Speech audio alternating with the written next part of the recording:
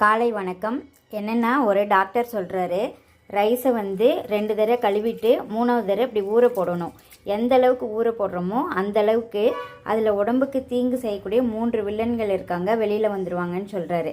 அதே மாதிரி பருப்பு ஊற போடுறோமோ இல்லையோ 3 தடவை கழுவிடணும். அப்போ தான் அந்த பருப்பில் இருக்கிற 3 வில்லன்கள் வெளியில் வந்துடுவாங்கன்னு சொல்கிறாங்க. என்னென்னா, நம்ம வீட்டில் தான் சமைச்சு சாப்பிடுவோம். ஆனால் வந்து வயிறு வலி வரும், கேஸ் ட்ரபிளு இந்த மாதிரி இருக்குது இல்லையா, இதெல்லாம் இந்த மாதிரி காரணத்தினால தான்.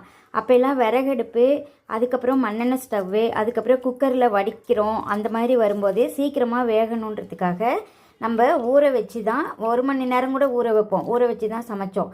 இப்போ குக்கர் தானே சமைக்குது, ஊற வச்சாலும் வைக்கலைனாலும் அது 5 நிமிஷத்தில் விசில் வருதுன்னு சொல்லிட்டு என்ன பண்ணுறோம், அப்படியே போட்டு வேக வச்சிடுறோம். அதனால தான் வயிறு வலி, வயிறு பொறுமல், உப்புசம் இதெல்லாம் வருது, வாய்வு தொல்லை இதெல்லாம். அதனால் நீங்கள் அரிசியோ பருப்போ மடமடன் 2 தடவை கழுவிடணும். அப்போ தான் அந்த அழுக்கு மறுபடியும் அரிசிக்குள்ளேயோ பருப்புக்குள்ளேயோ ஊறாது.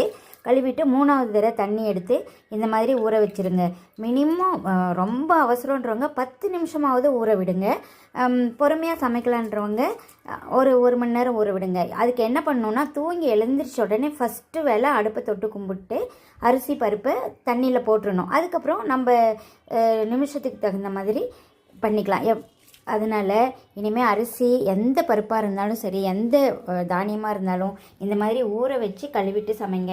அதில் வந்து நம்ம உடம்புக்கு ஒவ்வாத 3 வில்லன்கள் இருக்காங்க.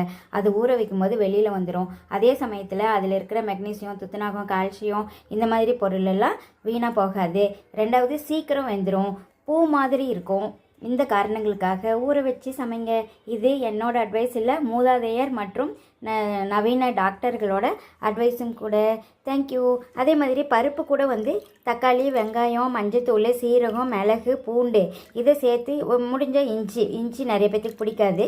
இந்த மாதிரி தக்காளி, வெங்காயம், சீரகம், மிளகு, மஞ்சத்தூள், கொஞ்சம் விளக்கெண்ணெய் சேர்த்து சமைக்கும்போது இன்னும் சூப்பர் டேஸ்ட்டாக இருக்கும். இந்த மாதிரி சமைச்சு சூப்பராக லைஃப் நடத்துங்க. தேங்க்யூ. மறுபடியும் வந்துட்டேன்னு பார்க்காதீங்க. இந்த அரிசி கழுவுன தண்ணி, பருப்பு கழுவுன தண்ணி மாட்டுக்கும் செடிக்கும் ஊற்றுங்க. அவங்களுக்கு எதுவும் பண்ணாது.